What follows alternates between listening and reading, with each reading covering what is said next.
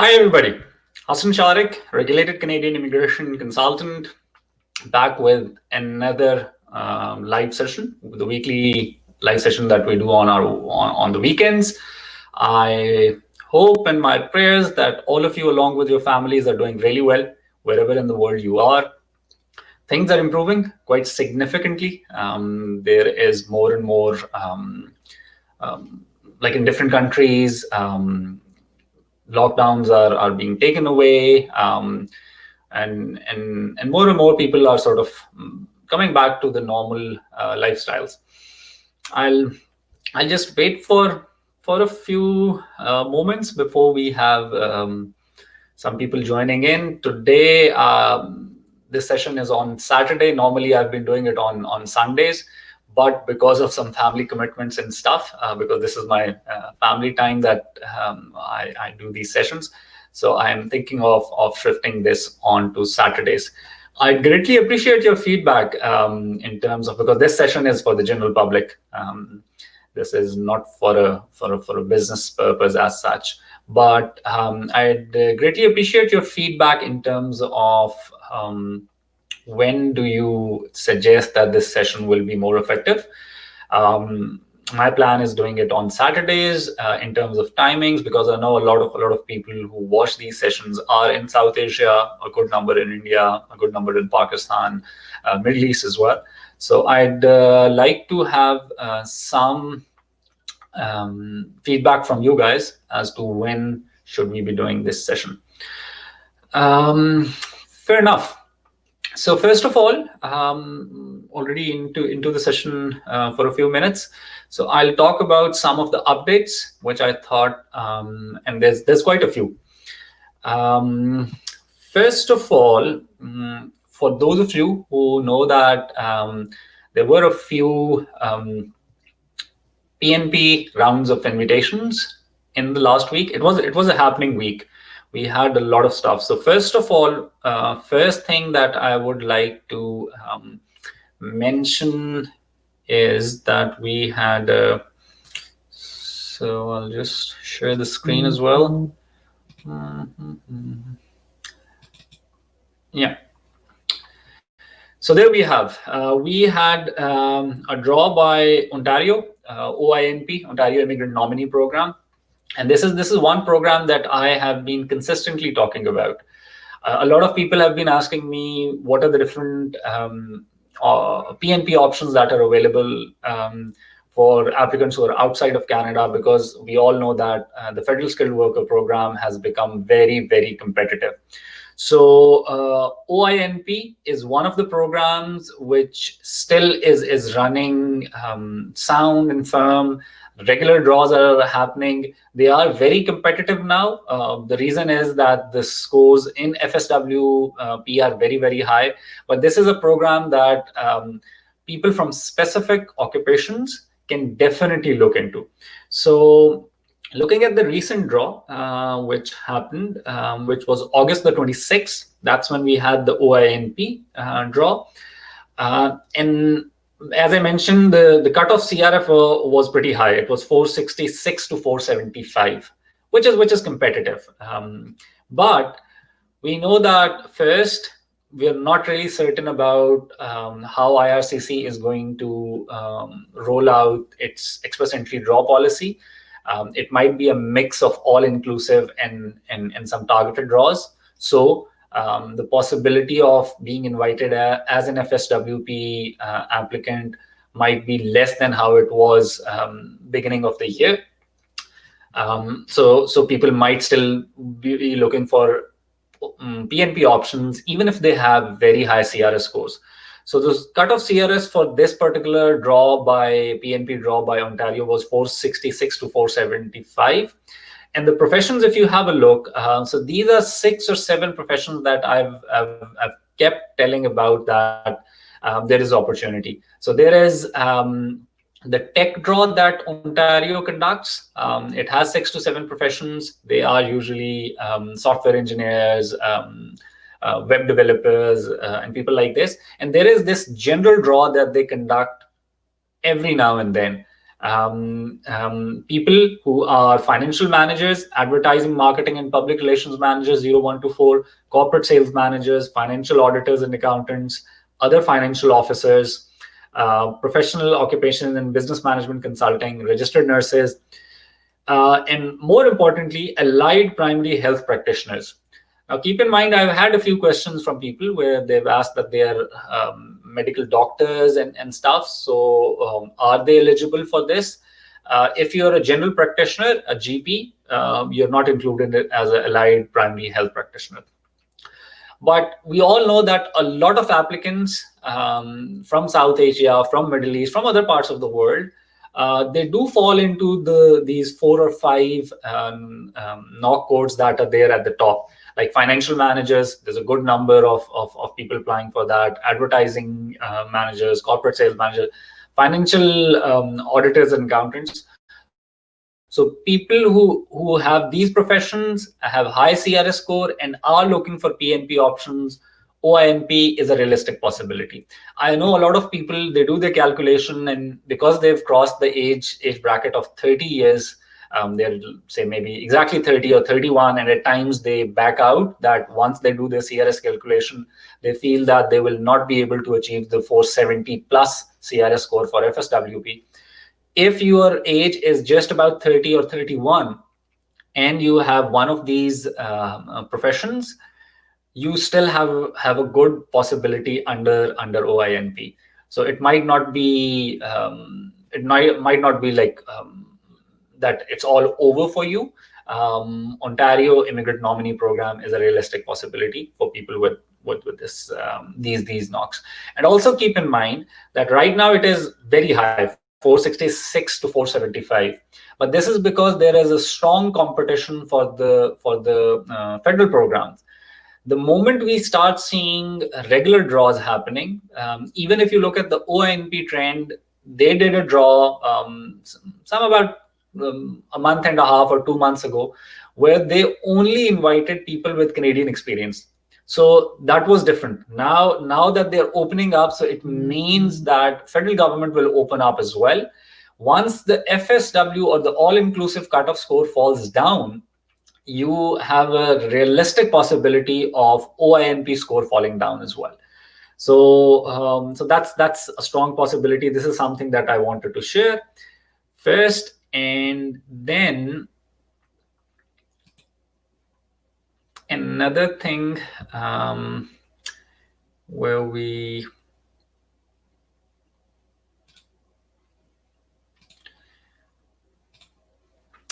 sorry, I have to share a few stuff this time around, so that might take, yeah.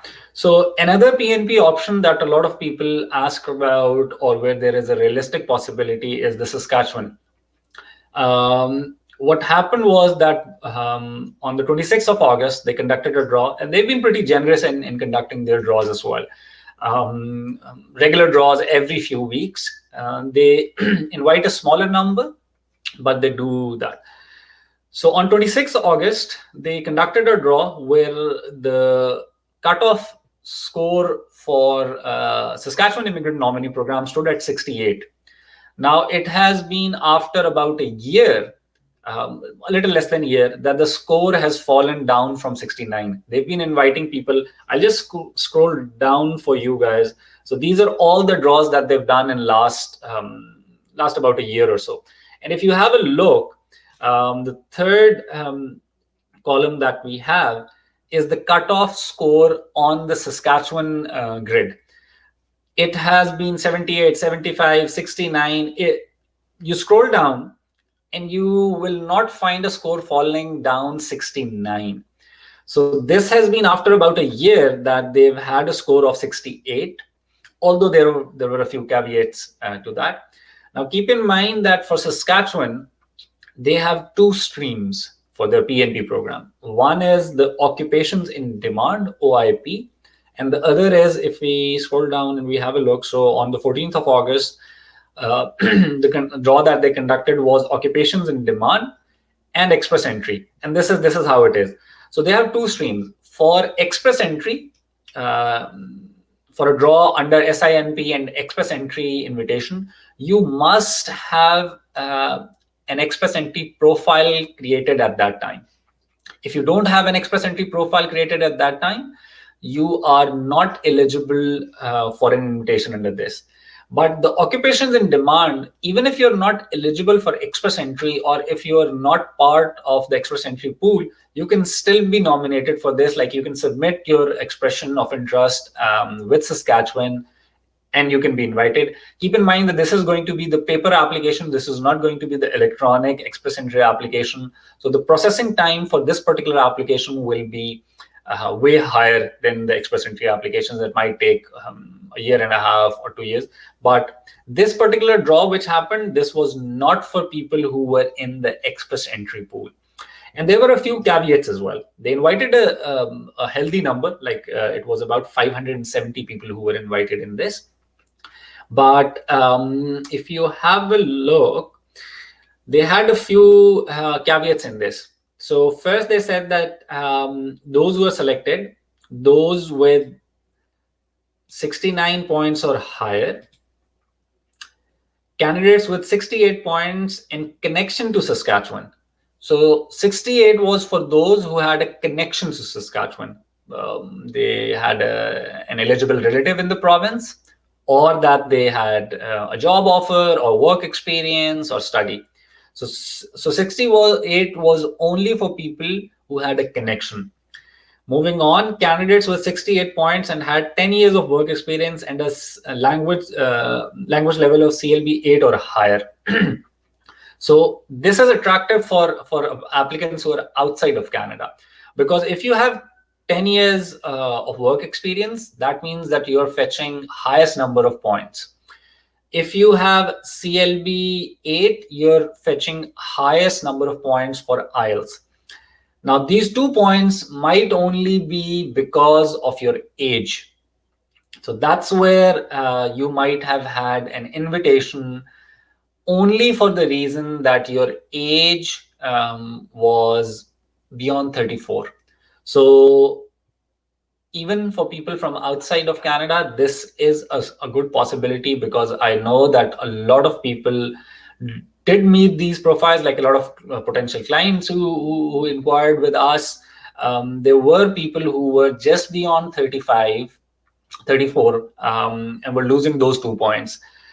Now, this is how it is. The reason that I'm talking about this is that a lot of people ask that what options do we have in terms of immigration.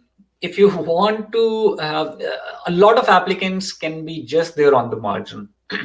You have to do these calculations yourself, or have these done by a licensed immigration advisor, an RCIC or a Canadian immigration lawyer, and nobody else, because other people will play on the factor of eligibility with you.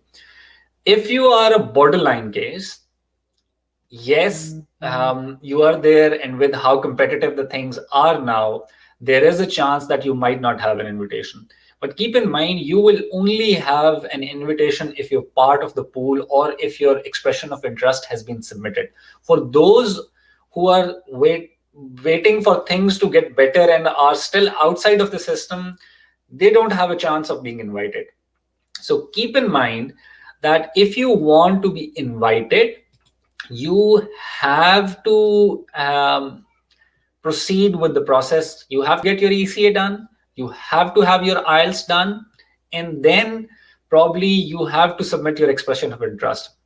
For a lot of people, like if you're just talking of Saskatchewan, for people who have a score of 62, 63, yes, right now, or even up until 65, yes, it is difficult, and the chances of being invited is a distant possibility. But people who have scores of 67, 68, I would recommend they have a realistic possibility, and they should proceed with it and take this chance.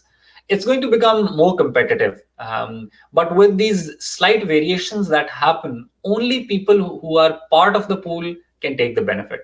So just wanted to talk about this, that Saskatchewan, they conducted this draw. After long, it was 68.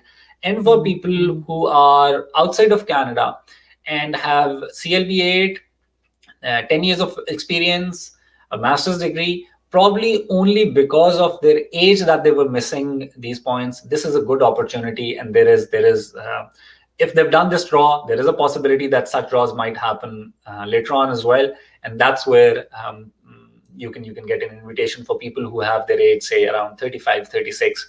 Saskatchewan is a good possibility if you could score CLB 8, which is 7.5 in listening and 6.5 in all other modules of IELTS. And if you have 10 years of work experience and a master's qualification, which is 18 years of education.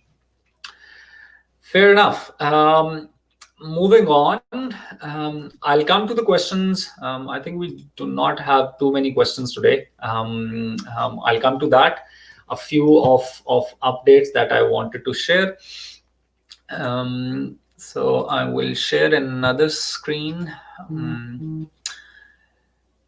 which is important. And this one is in terms of post-graduation work permit eligibility. I know a lot of students who are currently part of the process, or a lot of students who are applying for study permit for the fall intake are in a lot of confusion in terms of how will they be eligible for the postgraduate work permit and all of that. So what government has announced is that, first of all, ministerial instructions on 26 August. First of all, what they've mentioned is that students may now study online from abroad until April 30, 2021.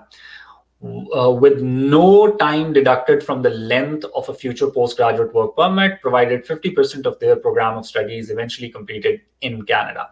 So what this means is that all those students who are applying for or who've applied for entry for fall, summer, or spring intakes 2020, and they have to do their first term or even second term online.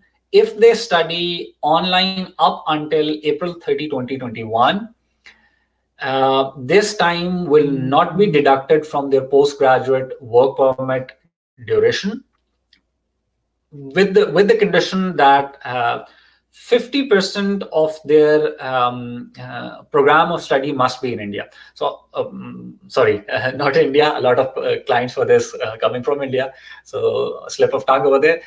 50% of their study must be within Canada. So, just giving an example on that. Say, for instance, somebody was supposed to start a bachelor's degree or a 2 years master's degree in Canada starting from fall 2020. And what happened was that the university indicated that, because all the universities in Canada have indicated that fall intake will be online.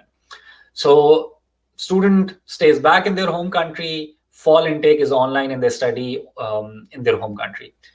Now, for a lot of institutions, there is a possibility that winter 2021, which is starting in January 2021 session, that will be online as well. So say, for instance, you have a 2 years master's degree, fall intake, winter intake, both become online. And then you move to Canada to do your in-person classes, and 50% of your session is still in Canada. Now they will consider all these 2 years as studies within Canada and not deduct this 1 year out of your study, and you will have a postgraduate work permit for 2 years. Same goes if you're coming for a bachelor's degree. So this is very important for those who are starting this intake or the next intake. And if your study is completely online, you study outside of Canada up until April 30, 2021, it will still be considered as in Canada study, and you will have the same length of postgraduate work permit. Moving on, for those students, because there were a lot of students who were coming for short length programs, 8 to 12 months programs, postgraduate certificates, postgraduate diplomas. So if you were enrolled in a program that was 8 to 12 months in length, with a start date which was between May to September 2020. So you were supposed to start just right away. You are now allowed, you will be able to complete the entire program online from abroad and still be eligible for a post-graduation work permit. So if you were doing a program which was 8 to 12 months, a lot of postgraduate certificates, postgraduate diplomas fall into this category. And you were supposed to start between May to September. So May will be the summer 2020 intake and September will be the fall 2020 intake. So if you were supposed to start in any of these, and even if you do the whole of your 8 to 12 months course as online, this all will be considered as study in Canada and you will get a postgraduate work permit for that. Moving on. Students who have enrolled in a program with a start date from May to September 2020 and study online up to April 30, 2021, and who graduate from more than one eligible program of study may be able to combine the length of their programs of study when they apply for a postgraduate work permit in the future, as long as 50% of their total studies are completed in Canada. So precisely, if you have a program where it is starting, where you have to do online study, up until 30th of April 2021. And if you're doing two programs or a mix of programs, you can accumulate all that time. And as long as the 50% of your overall study is in Canada, you will still be allowed postgraduate work permit for all of this duration. So very, very important for a lot of students who were a little iffy, and they thought that they have lost their chance. If you have already been granted admission, proceed with your online studies and take the best use of it. Because keep in mind that there is an important condition which I'm moving to now. To be eligible for these measures, and I'll try and highlight. To be eligible for these measures, students must have submitted a study permit application before starting the program. So you must submit your study permit application. If you're supposed to start in September, you must submit your study permit application right away. Now there is a two-stage approval process for which the deadline is 15th of September. So if you submit your application by 15th of September for your study permit application, you can benefit from the two-stage approval process. So for these policies as well, you must have submitted a study permit application before starting the program. So you just cannot start your online program without applying for the study permit. For fall 2020 semester or the January 2021 semester, all students must eventually be approved for a study permit. So even if somebody has a first stage approval and they are not granted a visa later on, like the full study permit, they will not be eligible for this, because to be eligible for a postgraduate work permit, you first have to have the study permit approval in place to be considered as study in Canada. But very important policy for students who are considering starting in fall or in winter, that you will be eligible to study in your home country for this duration and still be able to apply for postgraduate work permit for this particular duration of time.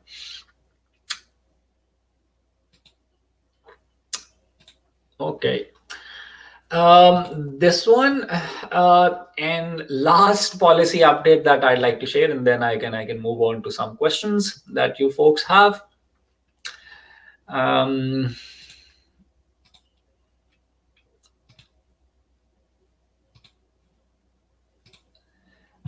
this particular policy is more for people who are in Canada right now. So what government has decided, and they've issued a notification on August the 25th, is that those visitors who are in Canada right now on a visit visa, and if they're able to find an employer and a job offer from within Canada, they can be granted work permit. So there are two reasons for this. First, people who are somehow stuck in Canada and are having financial hardships now, this will benefit them. Also, employers, because of restrictions. The LMIAs and work permits for applicants from outside of Canada are not really being processed in the same manner as they were being processed previously. Some of the employers might have a need for short-term employees.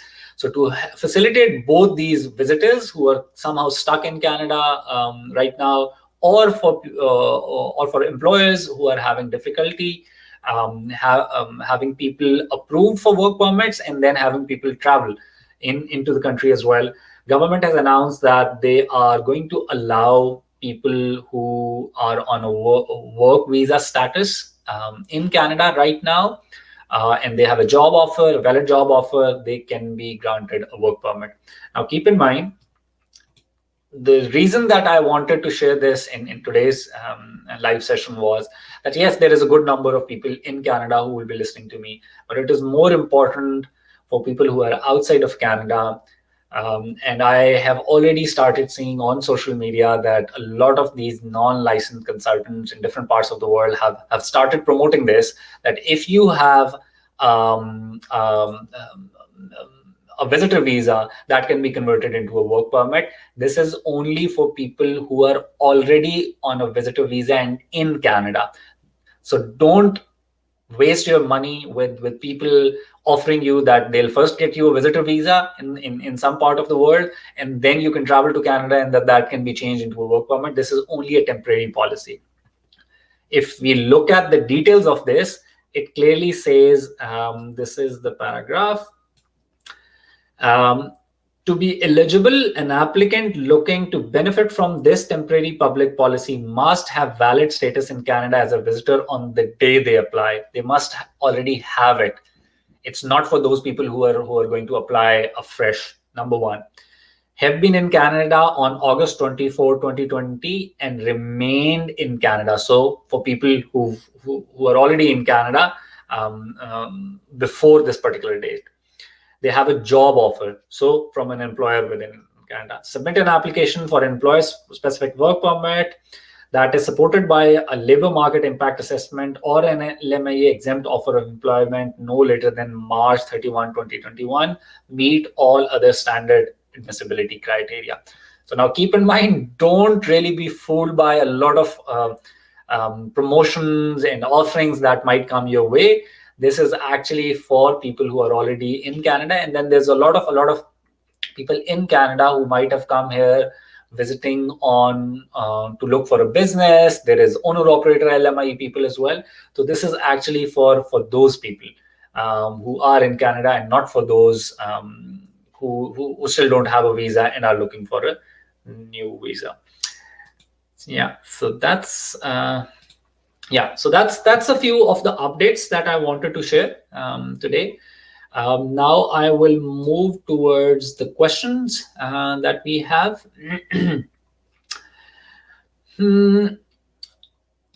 So Majid says, hello Shariq. Hi Majid. With 476 code, do you believe I have good chance for IT in upcoming draw September 2 if happens?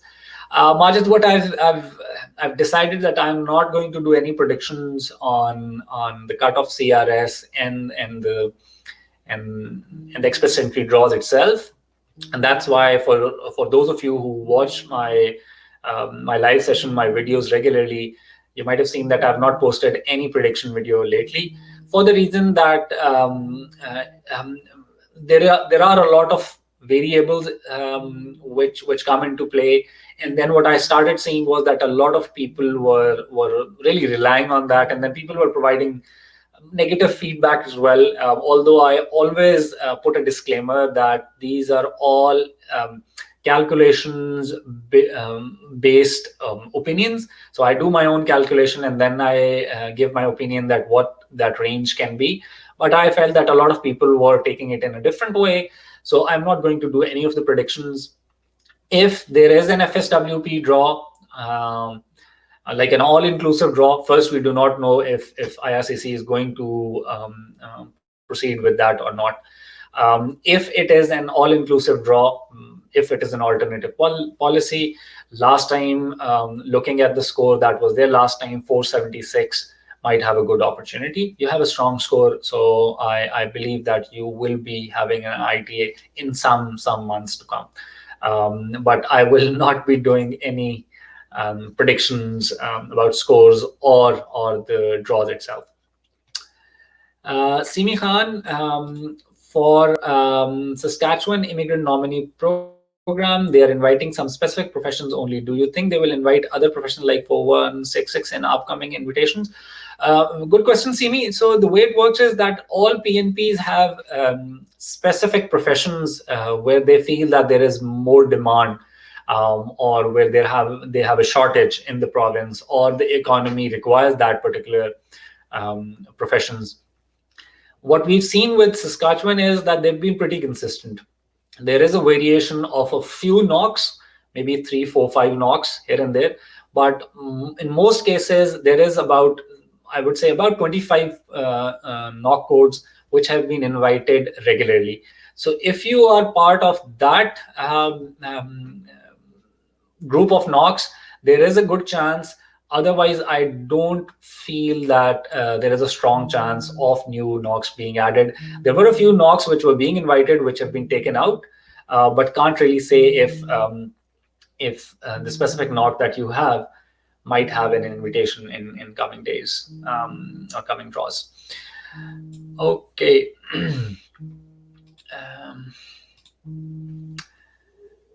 Moving on, Altaf, Assalamu alaikum, walaikum assalam, Altaf. Would you please give a rough idea about 2nd September draw FS2 by looking at the data?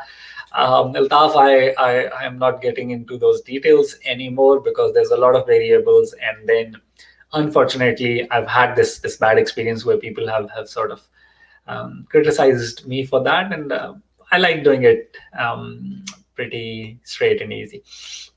Mirza Altaf Hussain has a same question as well.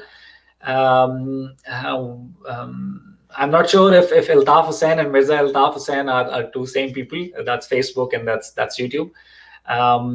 But let's see. If it is an all-inclusive draw, the score will drop few points compared with how it was in the last draw.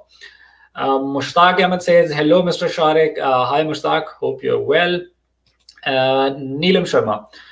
Should I show my foreign work experience in Express Entry profile as secondary applicant? I am asking because I'm not able to get reference letter from one of the employers.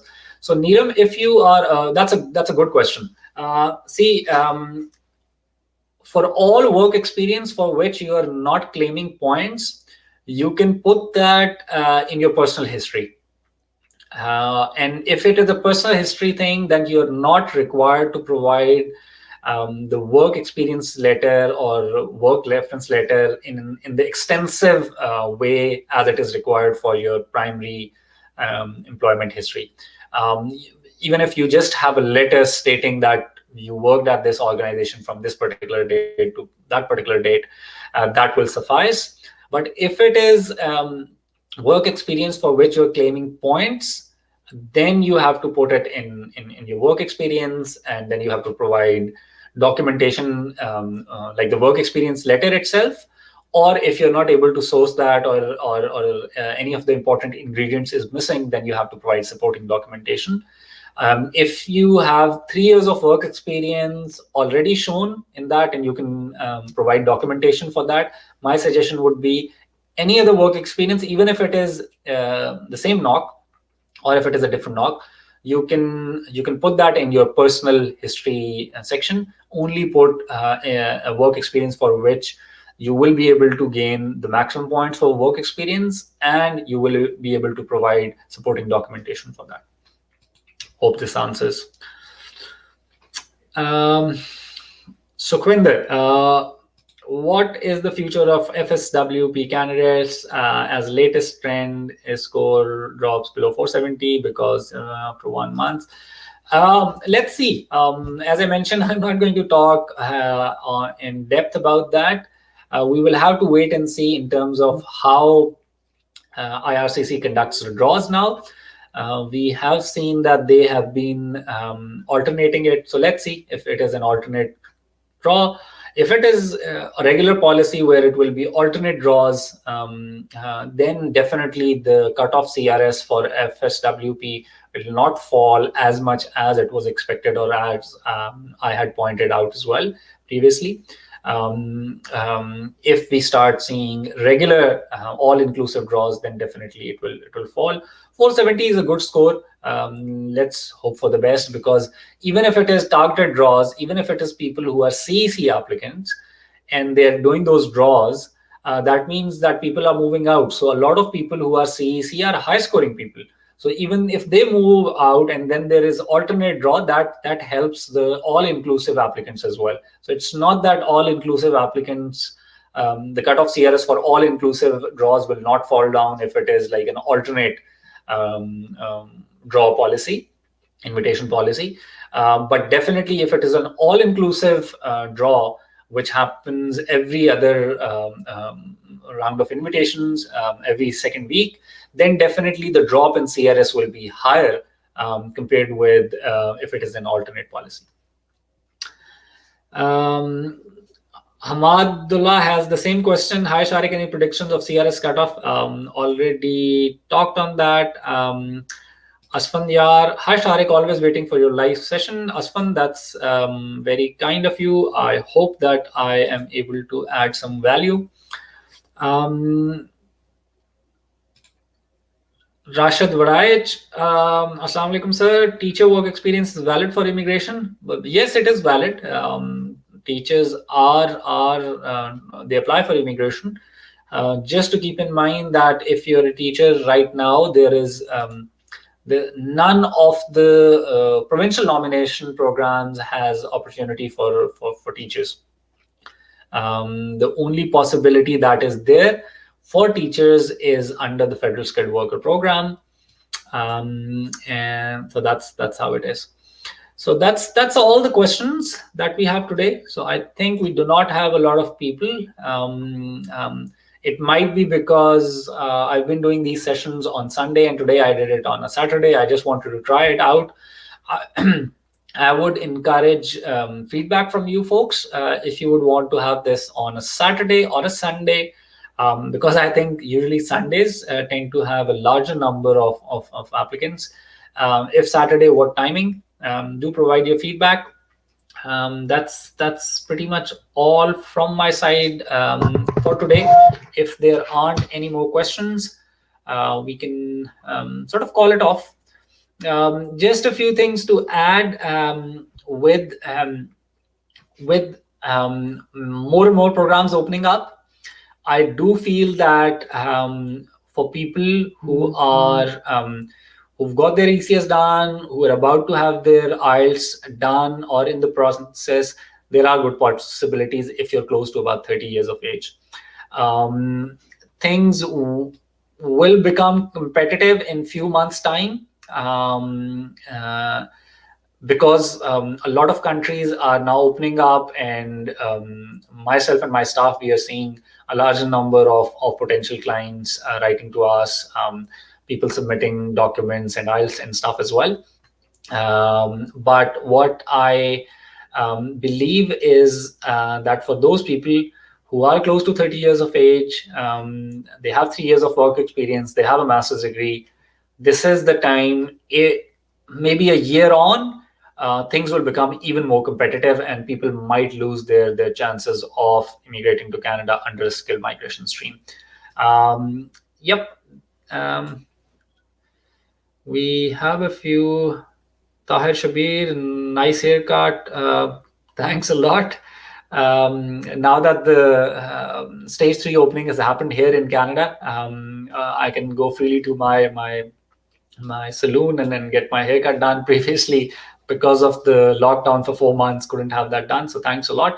Tahir has the question, after the praise he has, which province is more likely to nominate me with the qualification, mass communication, filmmaking, having appreciation certificates from government? Or it doesn't work like that, Tahir. First, mass communication, it depends how many years of education you have. If you have 17 or 18 years of education, then you have a possibility. If it is only 16 years of education, realistically there isn't a possibility. So masters, if it was a 4 years bachelor's followed by a 2 years masters, yes, you have good possibility. Then we also have to have a look at your age. If your age is 30 or less, you have a good chance. And if there is 3 years of professional work experience, and then IELTS. I'll just summarize this for those who want to have a realistic go at skill migration in Canada in the current circumstances. The must-haves are you must have 17 or 18 years of education. So masters, which is 2 years bachelor's and 2 years masters, will not work. 17 or 18 years of education. At least 3 years of full-time or equivalent professional work experience, paid work experience. 2 years can put you just on the margin. With 3 years, you have good possibilities. You must score well on IELTS. If you cannot score CLB 9, which is 8 in listening and 7 in all other modules of IELTS, realistically, you don't have chances of being invited. And also your age should not be more than 30 years of age. If you have these three things, 30 years of age or less, 3 years of work experience, 17 to 18 years of education, IELTS, 8 in listening and 7 in all other modules, then you have a realistic chance. Otherwise, you will meet eligibility. You will be part of the pool, but your chances are low. Now, if you have anything less than this, as I already mentioned in terms of the Saskatchewan Immigrant Nominee Program, you can be there on the margin, and then based on your score, the draw scores moving up or down, there is a possibility. But if you have everything and then you have a score of 6 and 6.5 in IELTS, and you want a chance in skill migration in the current times, absolutely no chance. Absolutely no chance. So I wouldn't really want to give any false hopes on that. Also, in terms of people who write to my firm, we clearly say that you do not have a chance with these particular scores. So Tahir, a concise answer, if you have 18 years of education, 3 years of work experience, age less than 30, and strong English language ability, then you have a good chance. Appreciation certificates and letters, they don't really work. They don't give you any points for immigration. We have a few more comments, so I'll because normally I do it for an hour. We still have time. Hi Shariq, 469 score, any chance coming draw? Can't really say. I can't really even predict if it will be an all-inclusive one. Lapreet, huge fan of you, Shariq. Whenever I will be there, I'd like to meet you, Lapreet. As your name suggests, a lot of love. I'm a Punjabi as well, so Punjabis have this natural love for each other in our blood.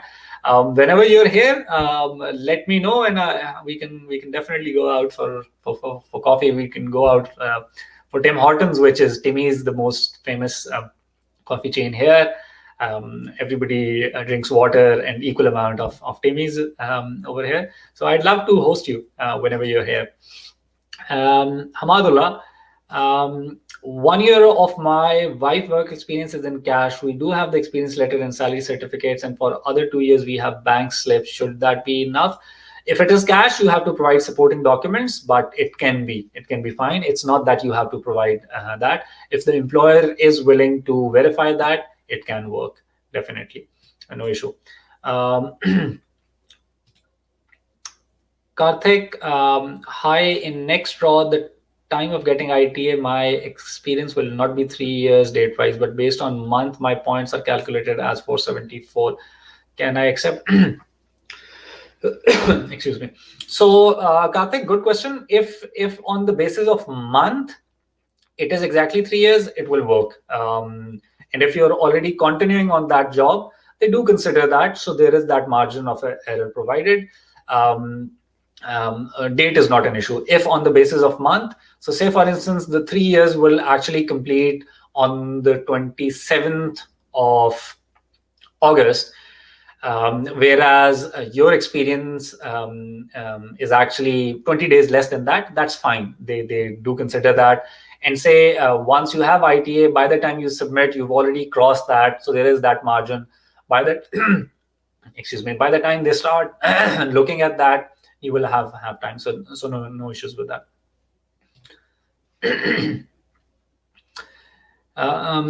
Chitna, hello sir. In CEC draw, they targeted those people who have Canadian experience class, and in all program draw CEC people also receive invitation more as compared to FSWP. Why they not consider FSWP?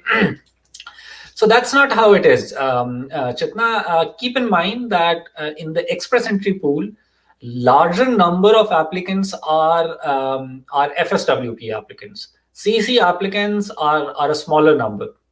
Previously, my calculation was that it is about 10 to 11%. Now it seems that it is 12 to 13% of CEC applicants, at least people with score of CRS score of 400 and above. So it is not that they do it. It is the current circumstances for which they are inviting CEC applicants a little more. First, CEC applicants have a higher chance of being employable for the reason that many of them have Canadian work experience. So even if they switch job, they'll be able to. Many of them are already on the job. So with this COVID situation, economy has had an impact. So even Canadian government is looking at people who are already on jobs. So they don't have the issue of unemployability. Also, keep in mind that with CEC, many of the applicants are already in Canada. So much of their documentation is already available. So government is doing more and more intakes of CEC applicants so that these people can be processed quickly. If they start doing more FSWP applicants, many of the applicants might not be able to provide the documentation. That's the whole reason. It's not that they're not looking at FSWP. See, it was always all-inclusive draws before this COVID situation. So they've always invited those people, and a lot of FSWP applicants had high scores. So CEC were not given that opportunity previously. They had to compete. So if they've had a few months where they've been invited, I think it's a balancing factor. But maybe in like a month or 2 months time, we will start seeing probably more and more all-inclusive draws.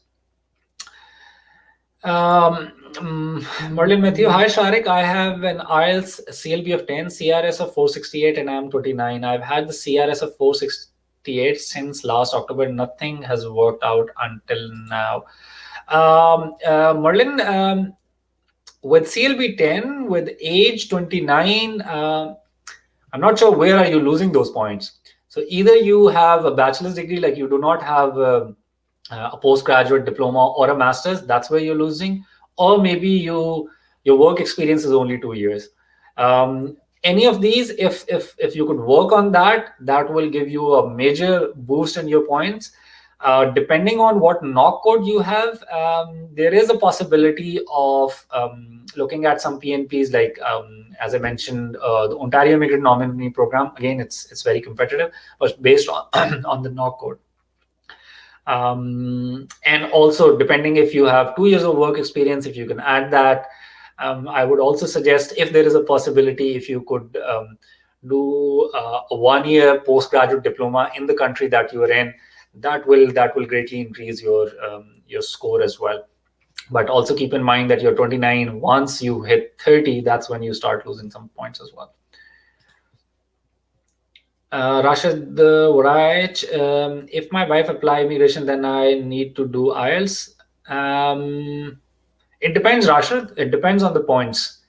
It's not mandatory, but if you're an accompanying spouse, then to increase points, you have to do it, but it's not mandatory.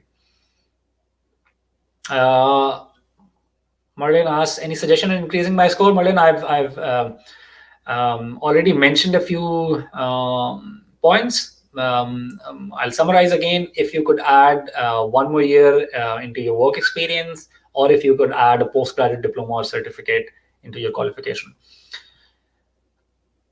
Faisal Mahmood, hi Shariq, I know you're not a job consultant, but can you let me know what's the situation for a PhD getting a job in Canada at a university or a college in the relevant field? Good question. I'm not a human resource professional.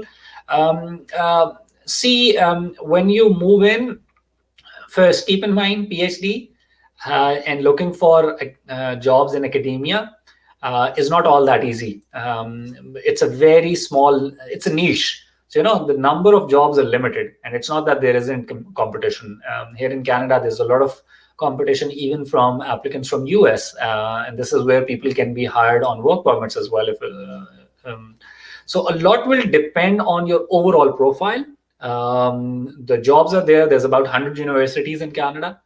There's a lot of colleges as well who do post-secondary education. So they will hire PhDs. There's research institutions as well. But honestly speaking, it's going to be competitive because depending from where did you do your PhD, what were your research proposals and stuff, it will depend as to what is the level of transferability of your skills for the Canadian labor force, Canadian academia, if I would point it like that. So the jobs are there, but it's going to be competitive. I know people who had their PhDs from within Canada and have had to wait for a while for the right kind of jobs. But it's not that you wouldn't find with 100 universities, which are big universities, quite a large number of colleges as well. There are opportunities. It might be that you might have to wait for a few months to land into the kind of job that you would want. Hope this helps. Cheyenne asks, I'm looking for student visa. I have a gap long.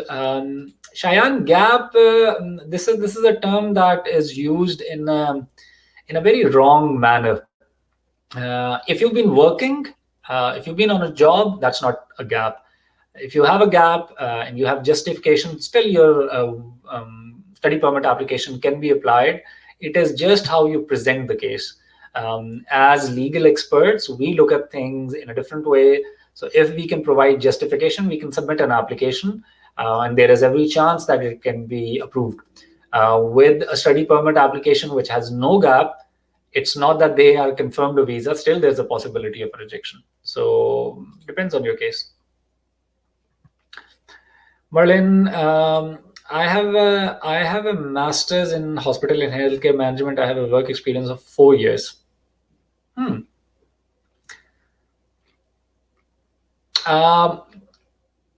are you married and are you applying as with accompanying spouse? Because that is where you might be losing some points. Because ideally speaking, right off my head, with this profile, you should be hitting 470s. You should be hitting 470. So probably that you are married and you have your spouse included in your application. If that is the case, one possibility could be that you could look for the option of non-accompanying spouse, and that might add some points.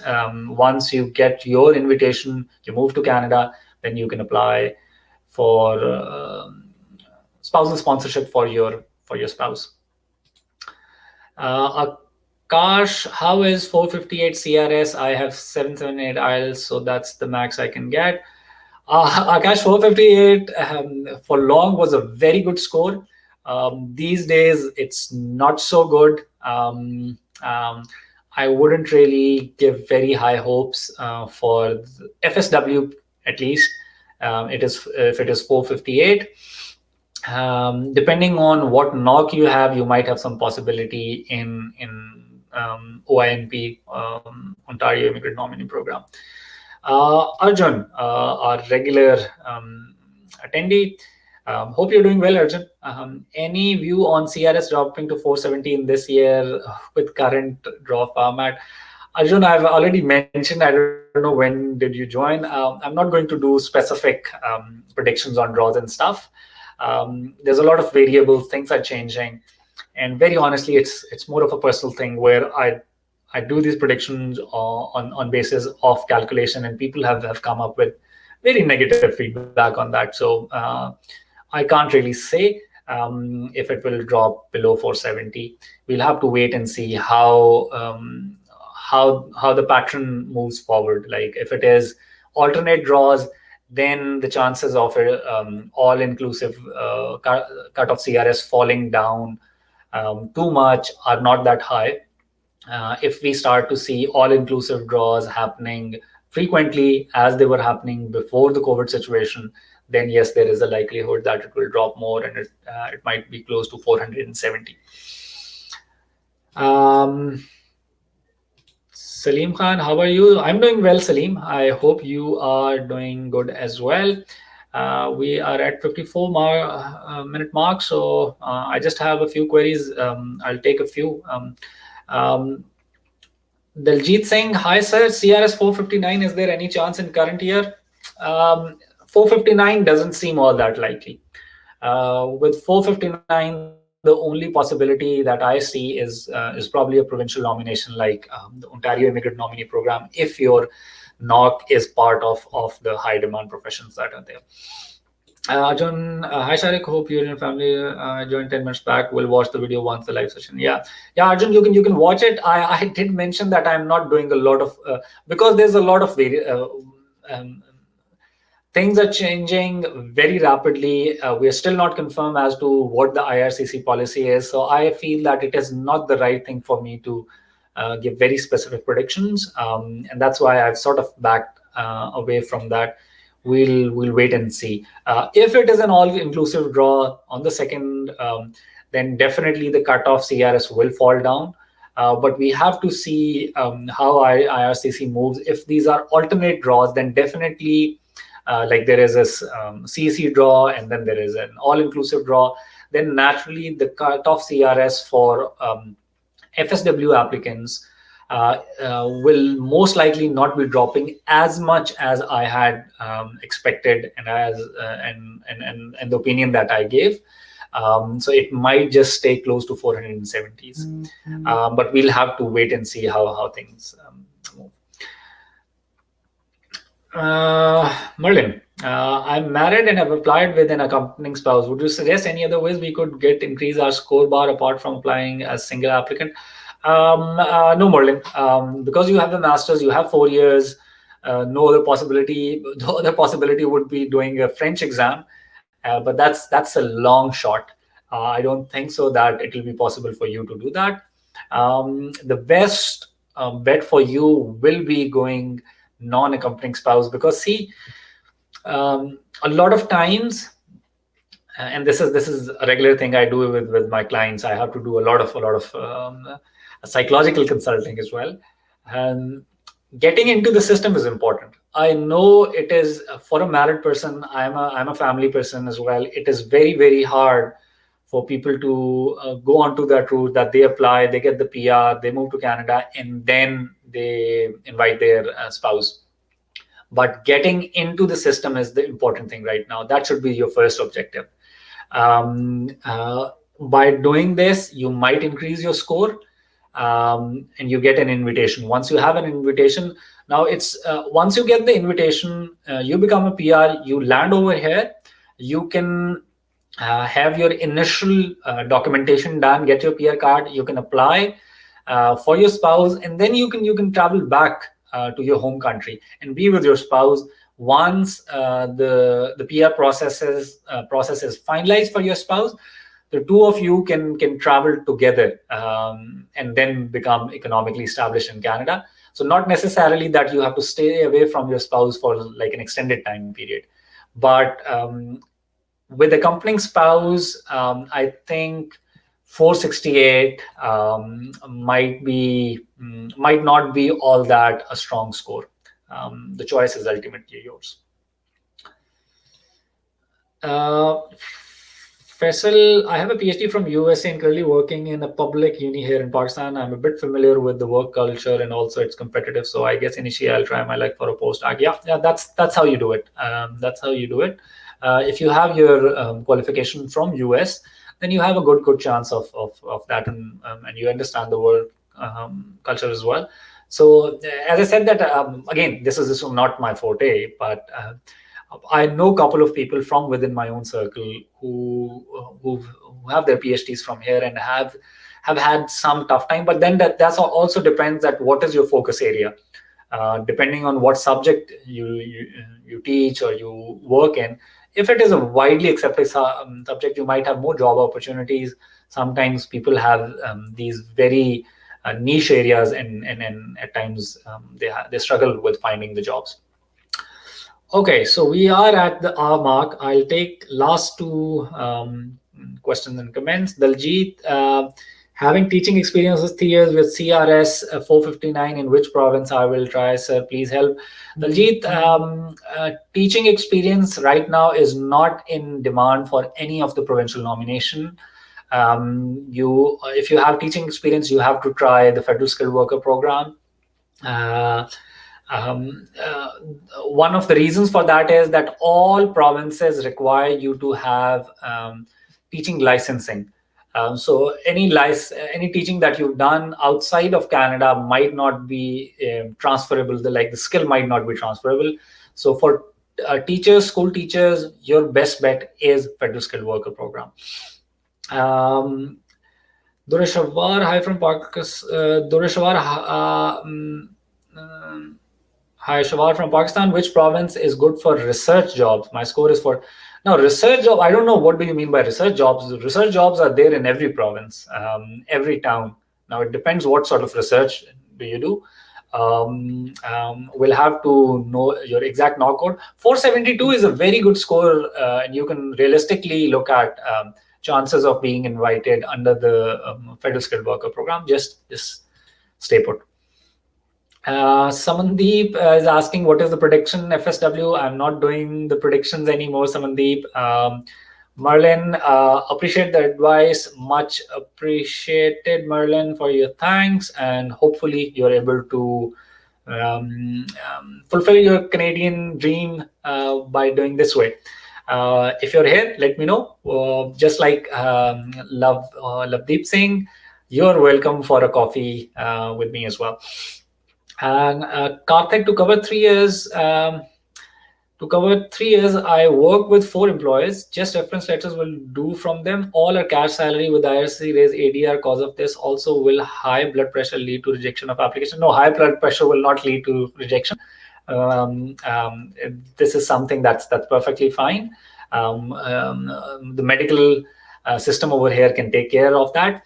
With your work experience, 3 years, 4 employers, if you're not claiming CRS points for this, as long as you have basic experience letters showing that what were you doing in this time, that's perfectly fine. Sandeep, my score is 472 along with my spouse. That's a good score, Sandeep. There is a good possibility of being invited. In worst case, you could apply as a non-accompanying as well. Sumit, what is the minimum level of French for getting marks in express entry, A2 level or B1 level, and what are the marks I will get by doing B1 level? Sumit, you have to, if you're taking French as your secondary language and you're claiming those points, even if you have not a very strong French language ability, you could still score points. Just go online and have a look at the points conversion for that. You will get points for each of your modules. So even if you do not have a very high proficiency level in French, you can still get some points in that. Yep, so that's all. We are already close the 1 hour mark. Thanks for attending the session. Thanks for listening. My request, as usual, do subscribe to the channel. Do provide your feedback. Share it with other people. Because this broadcast is on the Facebook page as well as the YouTube channel. For those who are on Facebook, I would highly recommend subscribing to the YouTube channel. On the screen, you can find the link. It is Shariq Immigration. If you want to get connected on Insta, that's shariq.immigration. Add that as well. For those who would want to use our paid services, you can always write to us on our email address, which I'll put on the screen. So info@shariqimmigration.com. If you would like to have your case officially represented through us, if you would like to book a paid consultation with me, you can write on this email and my staff will help you with that. Enjoy the weekend. We still have the Sunday. Enjoy the weekend. Enjoy the time with your family. Stay safe wherever you are. Till the next time that we meet. Take care and Allah Hafiz.